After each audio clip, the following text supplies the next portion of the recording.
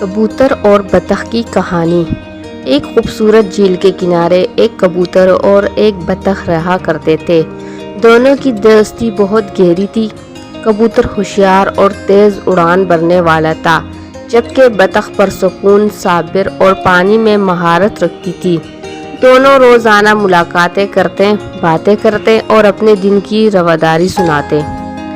ایک دن کبوتر نے بطخ سے کہا، دوست، میں نے سنا ہے کہ جھیل کے پار ایک بڑا باغ ہے جہاں تازہ پھل، رنگ برنگے پھول اور کھلی کھلی فضائیں ہیں، کیوں نہ ہم وہاں چلیں؟ بطخ نے مسکرا کر جواب دیا، یہ اچھی بات ہے، مگر میرے لیے وہاں جانا مشکل ہوگا کیونکہ میں اڑ نہیں سکتی۔ مجھے پانی میں تیرنا پسند ہے۔ تم اڑ جاؤ، باغ دیکھ کر آؤ اور مجھے بھی بتاؤ کیسا ہے۔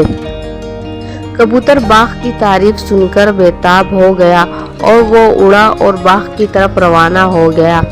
جب وہ باغ پہنچا تو واقعی منظر میں بہت دلکشی تھی۔ پرندے چہچہا رہے تھے، پھول مہک رہے تھے اور درخت پر رس بھرے پھل لٹک رہے تھے۔ کبوتر نے خوب سیر کی، کچھ پھل کھائے اور دل ہی دل میں سوچنے لگا، بطخ نے موقع ضائع کر دیا، اگر وہ میرے ساتھ آتی تو مزہ آ جاتا۔ اگلے دن کبوتر واپس آیا اور بطخ کو سب کچھ بتایا۔ بطخ خوش ہوئی لیکن افسوس نہ کیا۔ اس نے کہا، مجھے تمہاری خوشی میں خوشی ہے، ہر کسی کے لیے ہر جگہ مناسب نہیں ہوتی۔ مجھے اپنی جھیل اور اس کا سکون پسند ہے۔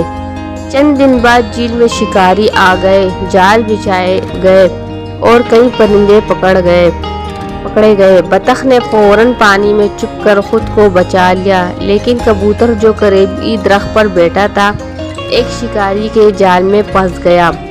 کبوتر نے زور لگایا، پھر پھڑپڑانے لگا مگر نکل نہ سکا۔ بطخ نے جب یہ دیکھا تو فوراً ایک چال سوچی اور آہستہ آہستہ تیرتی ہوئی شکاری کے پاس گئی اور جھوٹ موٹ اپنی زخمی ظاہر کیے۔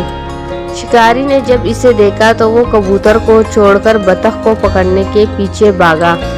بطخ نے پانی میں چھلانگ لگائی اور تیرتی ہوئی کبوتر کے جال کے قریب آئی، اپنی چونچ سے دھاگے کو کاٹا اور کبوتر کو آزاد کر دیا۔ کبوتر تو حیران اور شرمندہ ہوا۔ اس نے کہا، میں سمجھتا تھا تمہیں سفر نہیں آتا، مگر آج تم نے میری جان بچا کر سچی دوستی کا حق ادا کیا۔ بطخ نے مسکرا کر کہا، دوستی کا مطلب صرف خوشی بانٹنا نہیں بلکہ مشکل وقت میں ساتھ دینا ہے۔ تو پیارے بچوں، اس سے ہمیں یہ سبق حاصل ہوا، ہر کسی کی خوبی الگ ہوتی ہے، ہمیں دوسروں کی قابلیت کا مذاق نہیں اڑانا چاہیے۔ سچی دوستی وہی ہوتی ہے جو مشکل میں آزمائش پر پورے اترے۔